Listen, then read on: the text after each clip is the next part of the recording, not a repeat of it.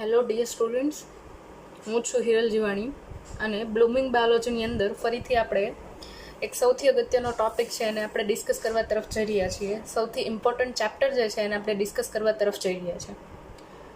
હવે એ યુનિટ જે છે એની અંદર તમે જુઓ છો ઉચ્ચ કક્ષાની વનસ્પતિમાં પ્રકાશ સંશ્લેષણની પ્રક્રિયા, એટલે કે ફોટોસિન્થેસિસ એન્ડ હાયર પ્લાન્ટ્સ. હવે આપણે જોઈએ છીએ કે પૃથ્વી ઉપર બે કેટેગરીની અંદર આપણે સજીવોને ડિવાઈડ કરીએ છીએ.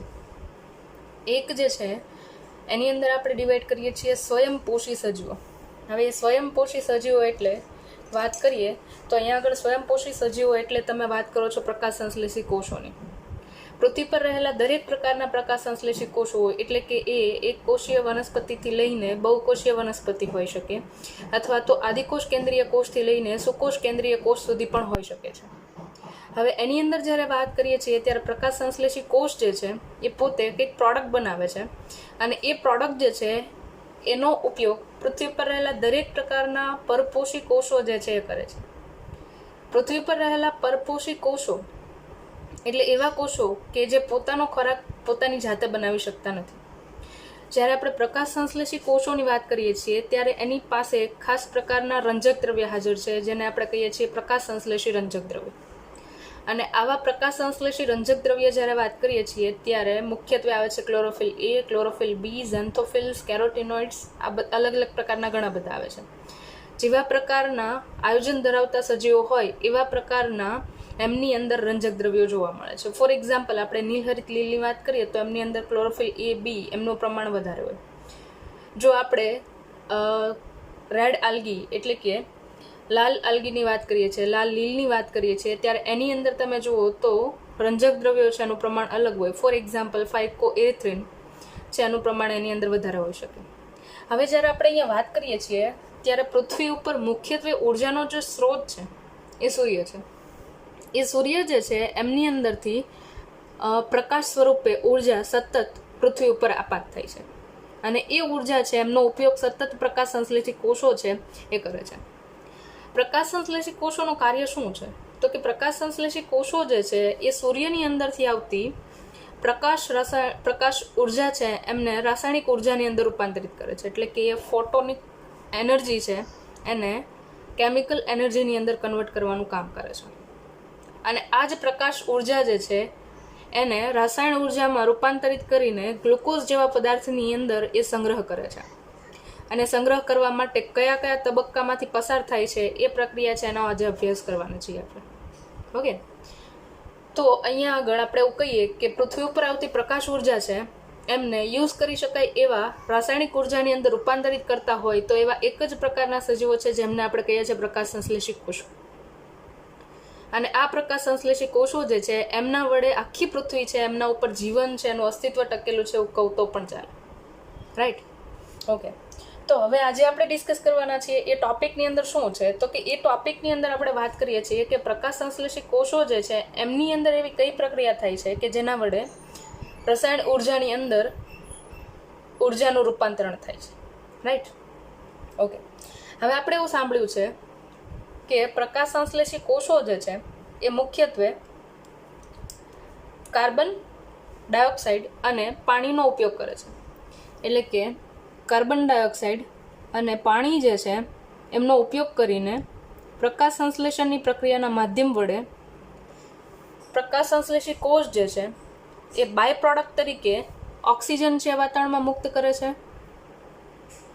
અને સાથે સાથે એ એક સૌથી અગત્યની વસ્તુ એટલે કે સૌથી અગત્યના ખોરાકના ઘટક તરીકે કાર્બોદિત પદાર્થો છે એમને પણ પૃથ્વી ઉપર મુક્ત કરે છે.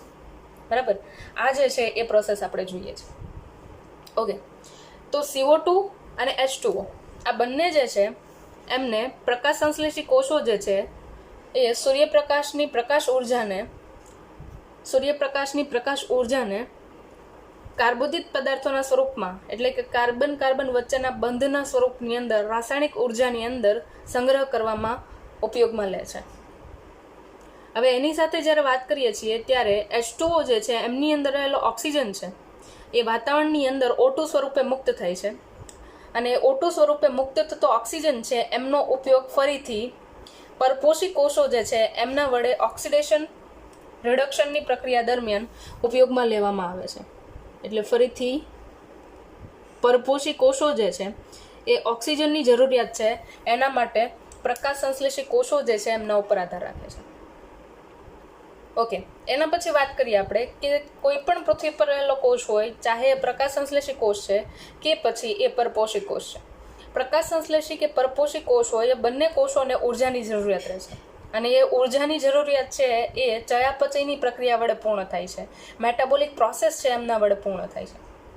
તો એ ચયાપચયની પ્રક્રિયા જે છે એની અંદર ઉર્જાના સ્ત્રોત તરીકે પરપોષી કોષો જે છે કાર્બોદિત પદાર્થોનો ઉપયોગ કરે છે, અને ફરીથી એ કાર્બોદિત પદાર્થ છે પ્રકાશ સંશ્લેષી કોષો વડે ઉત્પન્ન થાય છે, અને એ કાર્બોદિત પદાર્થ છે પરપોષી કોષો વડે ઉપયોગમાં લેવામાં આવે છે. ઓકે, જ્યારે પરપોષી કોષો જે છે એમના વડે દેહધાર્મિક ક્રિયાઓ પૂર્ણ થાય છે, ત્યારે એમની અંદર પૂર્ણ થતી દેહધાર્મિક પ્રક્રિયાઓ છે એમને ધ્યાનમાં લઈને બાય પ્રોડક્ટ તરીકે એમની અંદરથી કાર્બન ડાયોક્સાઇડ અને H2O એટલે કે પાણી જે છે એ મુક્ત થાય છે. બરાબર, તો એ પરપોષી કોષો વડે મુક્ત થતો કાર્બન ડાયોક્સાઇડ અને પાણી જે છે એ વાતાવરણની અંદર ફરીથી મુક્ત થાય છે. ઓકે, એ મુક્ત થયેલો કાર્બન ડાયોક્સાઇડ અને પાણી જે છે એમનો ઉપયોગ ફરીથી પ્રકાશ સંશ્લેષી કોષો કરે છે. સૂર્યપ્રકાશની ઉર્જાને ઉપયોગમાં લઈને ફરીથી ઓક્સિજન અને કાર્બોદિત પદાર્થ છે એમને વાતાવરણમાં મુક્ત કરે છે. આવી રીતે તમે જુઓ તો આખું ચક્ર જે છે પ્રકાશ સંશ્લેષી કોષોથી લઈને પરપોષી કોષો દ્વારા પૃથ્વી ઉપર સતત નિયંત્રિત કરવામાં આવે છે. રાઈટ? ઓકે, હવે અહીંયા આગળ એક શબ્દ તમે જુઓ છો, અશ્મિ બળતણની ઉર્જા. હવે અશ્મિ બળતણની ઉર્જા એટલે શું? આપણને ખબર છે કે હાલમાં અત્યારે આપણે પેટ્રોલિયમ છે, કોલસો છે, આ બધી વસ્તુઓ છે એમનો ઉપયોગ કરીએ છીએ. તો અશ્મિ બળતણની ઉર્જા જે છે એનો ઉપયોગ આપણે અત્યારે હાલમાં કરીએ છીએ ને એ ભૂતકાળની પ્રકાશ સંશ્લેષણની પ્રક્રિયાની નીપજ છે એવું કહી શકીએ આપણે. કેવી રીતે એવું કહી શકીએ? તો કે જ્યારે ભૂતકાળની અંદર પ્રકાશ સંશ્લેષણની પ્રક્રિયા થઈ ત્યારે એમના વડે કાર્બોદિતનો ઘણો બધો જથ્થો બન્યો. કાર્બોદિતનો જથ્થો બન્યો, એના વડે વનસ્પતિએ પોતાનું ડેવલપમેન્ટ પણ કર્યું, અને વનસ્પતિ દ્વારા બીજા કોષો છે એટલે કે બીજા સજીવો છે એમનું પણ નિર્માણ થયું.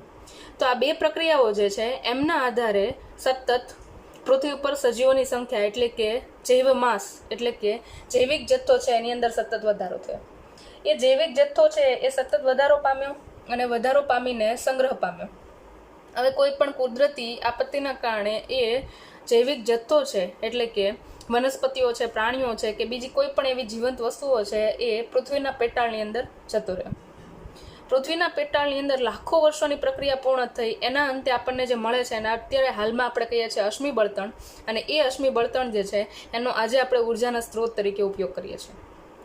તો આ જે છે પ્રકાશ સંશ્લેષણનું આખું ચક્ર છે કે જેની અંદર પ્રકાશ સંશ્લેષી કોષો અને પરપોષી કોષો જે છે બંને એકબીજા ઉપર આધાર રાખે છે, અને બંને દ્વારા પૃથ્વી ઉપર સંતુલન જાળવવાની પ્રક્રિયા થાય છે એવું કહી શકીએ. રાઈટ? ઓકે, હવે મેઇન જે છે એ શું છે તો કે પ્રકાશ સંશ્લેષણ એટલે કે ફોટોસિન્થેસિસની પ્રક્રિયા. પ્રકાશ એટલે સૂર્ય ઉર્જા અને સંશ્લેષણ એટલે નિર્માણ કરવું, ટુ ફોર્મ. હવે આ શબ્દના મતલબ સમજીએ, એને શબ્દનો મતલબ સમજવો છે આપણે પ્રકાશ સંશ્લેષણનો, તો એની અંદર આપણે ખાસ બે તબક્કાને જોવા પડે. એક જે છે એને કહીએ છીએ આપણે પ્રકાશ તબક્કો એટલે કે લાઇટ રિએક્શન. બીજું જે છે એનું નામ છે અંધકાર તબક્કો એટલે કે કાર્બન એસિમિલેશન પ્રોસેસ. હકીકતમાં જુઓ તો અંધકાર તબક્કો છે એનું ઇંગ્લિશ થાય ડાર્ક રિએક્શન, પણ ડાર્ક રિએક્શન એટલે કે અંધકાર તબક્કો છે એ મિસનોમસ છે, એટલે કે હકીકતમાં એને આપણે એવું કહી શકતા નથી, પણ સમજવામાં સરળતા રહે એટલા માટે એને અંધકાર તબક્કો કહીએ છીએ, કારણ કે ત્યારે સૂર્યપ્રકાશની હાજરી અનિવાર્ય નથી.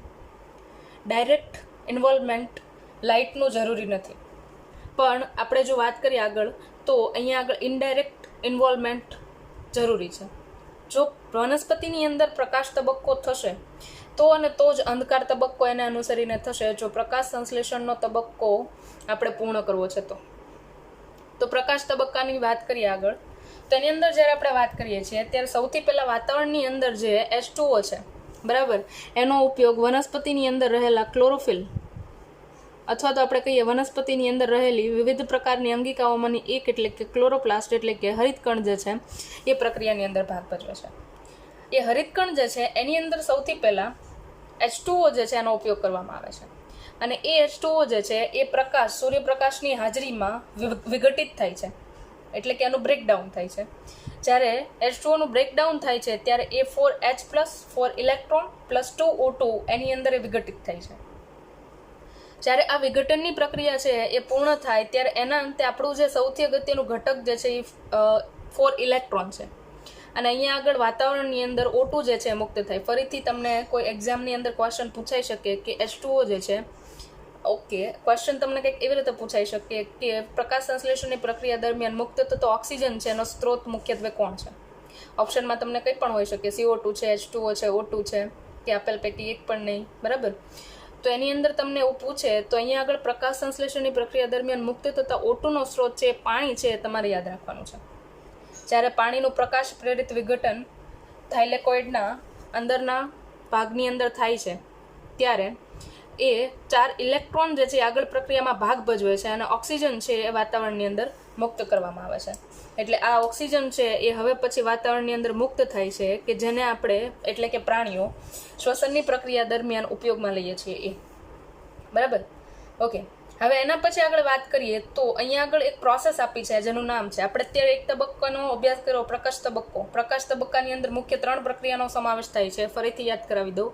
પહેલું જે છે એ પાણીનું પ્રકાશ પ્રેરિત વિઘટન. બીજા 2 તબક્કા છે એની અંદર તમે જુઓ તો એક છે ચક્રીય અને અચક્રીય ફોસ્ફોરાઇલેશન, અને એના પછીનો ત્રીજો તબક્કો આવે છે એને આપણે કહીએ છીએ કેમી ઓસ્મોટિક થિયરી, એટલે કે રસાયણ અધિતર્ક, રસાયણ આશ્રિત અધિતર્ક, બરાબર?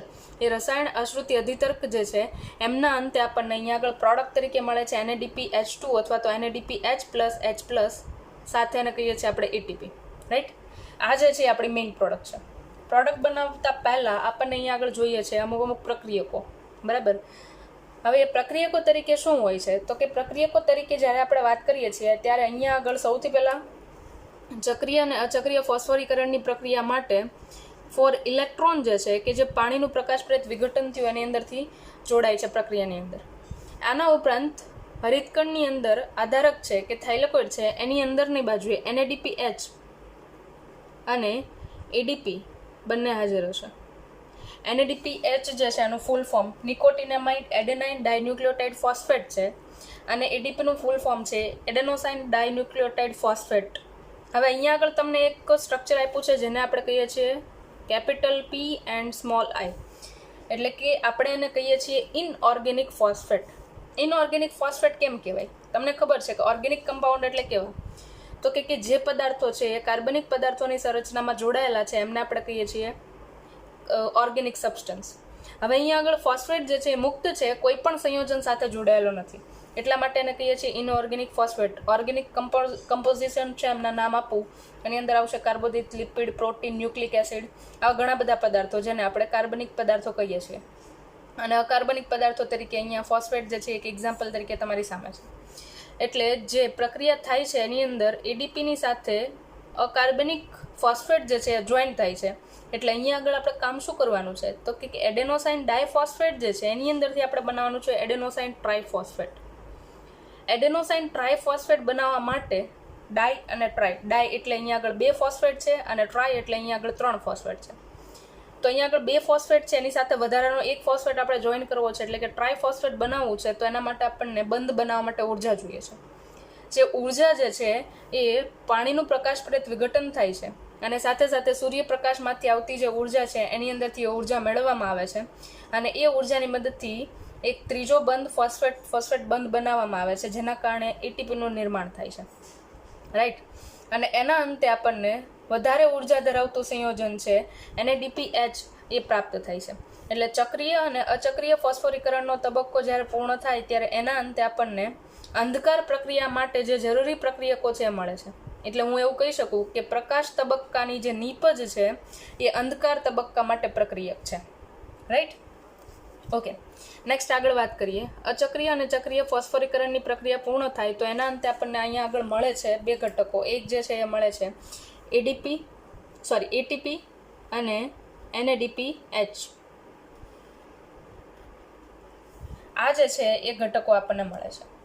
હવે એ ઘટકો છે એ પ્રકાશ સંશ્લેષણની પ્રક્રિયાની અંદર અંધકાર તબક્કાની અંદર ભાગ લેશે.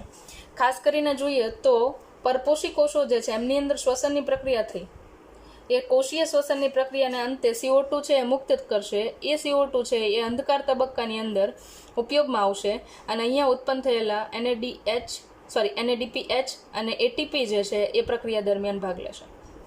ઓકે, હવે આ જે તબક્કો છે એને આપણે અંધકાર તબક્કો કહીએ છીએ, અને બીજું નામ આપીએ છીએ આપણે carbon assimilation reaction. Carbon assimilation reaction એટલે એ પ્રક્રિયા કે જેની અંદર કાર્બન ડાયોક્સાઇડમાં રહેલો કાર્બનનો અણુ જે છે એ એક 6 કાર્બનની શૃંખલા બનાવવા માટે પ્રક્રિયામાં ભાગ ભજવે, અને દરેકને બંધ બનાવવા માટે જે જરૂરી ઉર્જા જે છે એ NADPH અને ATPની અંદર સંગ્રહ પામેલી ઉર્જા છે એની અંદરથી ઉપયોગમાં લેવામાં આવશે. અને અંધકાર તબક્કો એટલે કે કાર્બન એસિમિલેશન રિએક્શન છે એના અંતે આપણને મળે છે C6H12O6 એટલે કે ગ્લુકોઝ, જે આપણે કહી શકીએ કે યુનિવર્સલી ઉર્જાનો એક સૌથી અગત્યનો સ્ત્રોત છે. પૃથ્વી પર રહેલા સજીવો છે ગ્લુકોઝનો એઝ એનર્જી કમ્પાઉન્ડ યુઝ કરે છે, રાઈટ. એ તમે પ્રકાશ સંશ્લેષી કોષ લો કે પછી પરપોષી કોષ લો, એ દરેકે દરેક છે એ ઉર્જા માટે ગ્લુકોઝ જેવા કાર્બનિક સંયોજનો છે એમના ઉપર આધાર રાખે છે, રાઈટ. તો અંધકાર તબક્કો છે એ મુખ્ય તબક્કો જોઈએ તો અંધકાર તબક્કો છે એ C3 પથ એટલે કે કેલ્વિન ચક્ર જે છે એની અંદરથી પસાર થાય છે, અને કેલ્વિન ચક્રના અંતે આપણને જે પદાર્થ મળે છે, સબસ્ટન્સ મળે છે, એ જે છે ગ્લુકોઝ છે, કે જે આપણે યુનિવર્સલ એનર્જી કમ્પાઉન્ડ તરીકે યુઝ કરી શકીએ. તો આ જે છે એ પ્રાઇમરી બેઝ પર તમને ઇન્ફોર્મેશન છે કે પ્રકાશ સંશ્લેષણની પ્રક્રિયા કેવી રીતે થાય છે. નેક્સ્ટ જે ટોપિક છે એની અંદર આપણે ડિસ્કસ કરવાના છીએ કે પ્રકાશ સંશ્લેષણની પ્રક્રિયા થાય છે એવી શોધ કરવા માટે, ડિસ્કવરી કરવા માટે કયા કયા સાયન્ટિસ્ટ જે છે એણે પાર્ટિસિપેટ કર્યું છે, અને કઈ રીતે એમણે સાબિતી આપી કે પ્રકાશ સંશ્લેષણની પ્રક્રિયા શું છે, અને પ્રકાશ સંશ્લેષણ પ્રક્રિયા કાર્બન ડાયોક્સાઇડ, પાણી અને હરિતકણની હાજરીમાં, સૂર્યપ્રકાશની હાજરીમાં થાય છે, બરાબર. એ સાબિતી માટેના અલગ અલગ એક્સપેરિમેન્ટ્સ છે એને આપણે સ્ટડી કરવાના છીએ. એટલે આ જે આપણે આખી પ્રોસેસ જોઈ એની અંદર પ્રકાશ સંશ્લેષણની પ્રક્રિયામાં પ્રકાશ સંશ્લેષી કોષ અને પરપોષી કોષ એમના વડે પૃથ્વી પર આખું સંતુલન છે કેવી રીતે જળવાય છે એના માટેનો આ ઇન્ટ્રોડક્શન માટેનો લેક્ચર હતો, રાઈટ. નેક્સ્ટ લેક્ચરની અંદર પ્રકાશ સંશ્લેષણની પ્રક્રિયામાં કયા કયા સાયન્ટિસ્ટ પાર્ટિસિપેટ કરે છે એ આપણે જોવાના છીએ. ઓકે.